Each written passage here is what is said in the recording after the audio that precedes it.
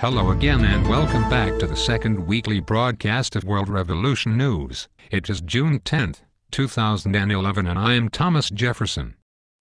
And I'm Emily Pankhurst, and welcome everyone from around the world. Today we will concentrate on the US and the Middle East.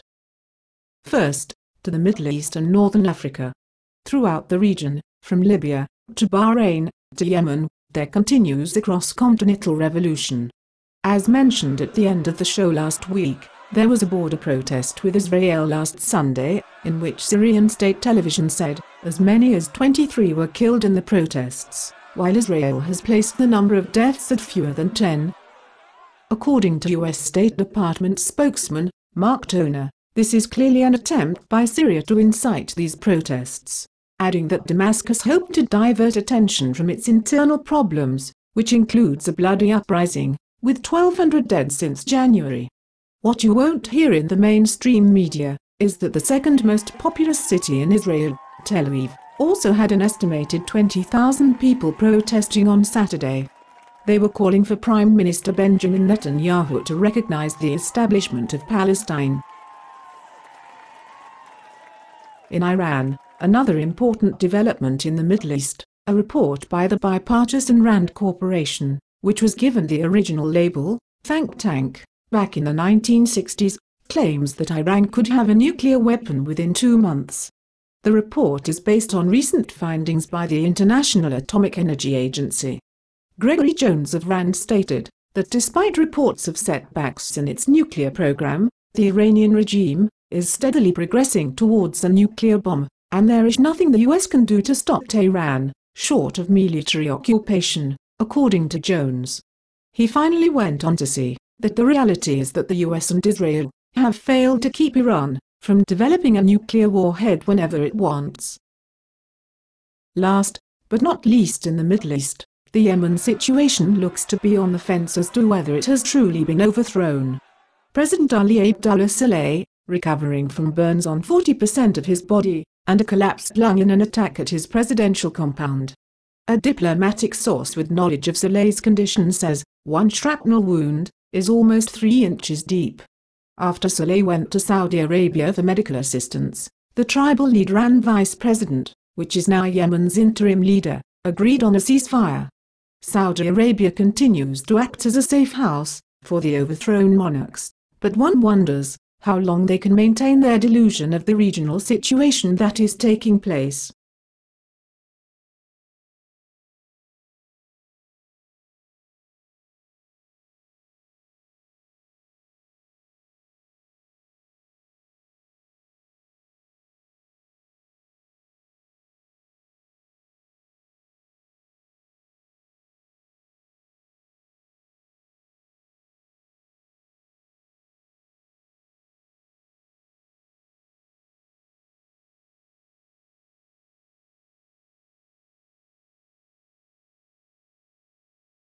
In U.S. news, 54,000 jobs were created in May, down sharply from 232,000 in April, pushing the unemployment rate back to 9.1%. The economic growth was just as pathetic with 1.8% in the first quarter. State and local governments were slashing jobs in the face of huge deficits, right along with sharply declining revenues. The real concerning data is contained when including the marginally unemployed and the part-time employed due to economic reasons. When you combine those with the totally unemployed, the number is 15.9%, up from March which was at 15.7%. Meanwhile, employers from across the nation are complaining of consistent uncertainty in the less than thriving economy that has prevented them from hiring. In other U.S. news, the Federal Reserve, which is not federal and has no reserve, on Tuesday, had Chairman Ben Bernanke acknowledge the fact that the economy has slowed down. He also offered no hint that the U.S. private central bank might be considering any more stimulus to accelerate growth, or QE3, to try and help revitalize an overdosed economy. QE, known as quantitative easing, which is attempting to pull the economy from this deep recession and hopefully spur a recovery. The Fed has already slashed overnight interest rates to near zero and bought a total of more than $2 trillion in government bonds altogether. The Fed's current $600 billion round of government bond buying, known as QE2, is due to end this month.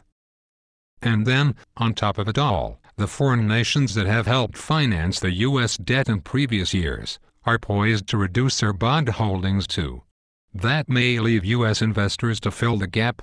And if that happens, it will look just like Japan, where 94% of the public debt is held domestically. With that much money locked up in public debt financing, the private economy could find itself unable to get the capital it needs to grow, and creating an ugly inner cycle of debt funding.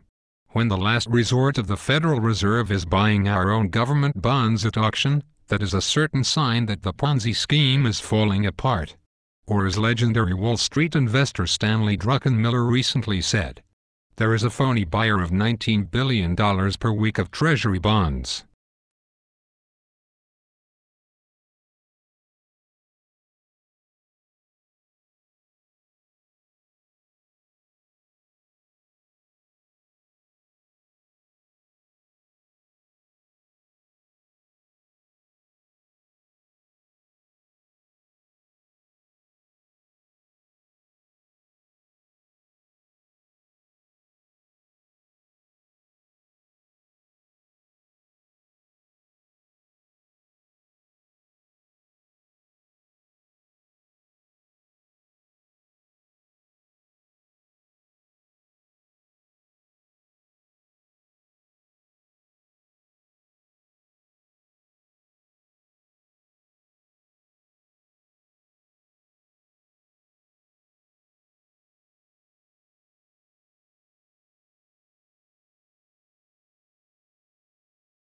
Finally, updates from the last program, the Spain movement, that has occupied Madrid's central square for 27 days, will vacate this Sunday. This was announced last Wednesday.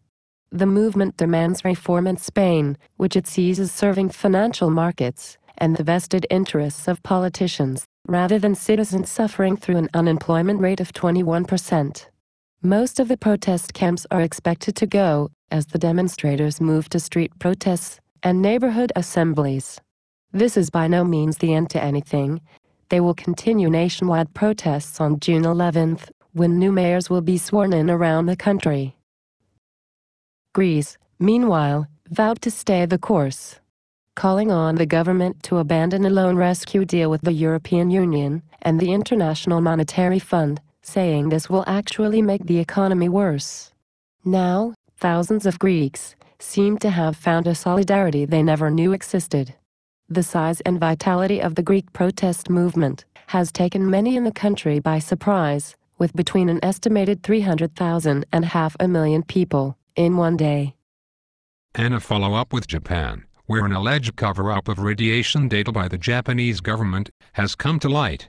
Tokyo has expressed regret for not promptly disclosing some important results of radiation monitoring near the Fukushima nuclear plant, soon after the accident on March 11th. The government also failed to disclose the high radiation levels in local plantation, 30 to 50 kilometers from the plant. On March 15th, radioactive iodine was detected 38 kilometers northeast of the plant, but the Japanese government reported at a news conference several hours later that the nuclear fuel was indeed intact. The sad part is that radioactive iodine has a high effect on children, and the fact that they waited to fully disclose this is, well, terrible. That's the end of this episode. We will hopefully see you next week on June 17th, and thank you for watching the World News Network. Remember one thing until next week, it is the United Banking Cartel against us, and not me against you, for we are the many, and they are the few. Have a good weekend.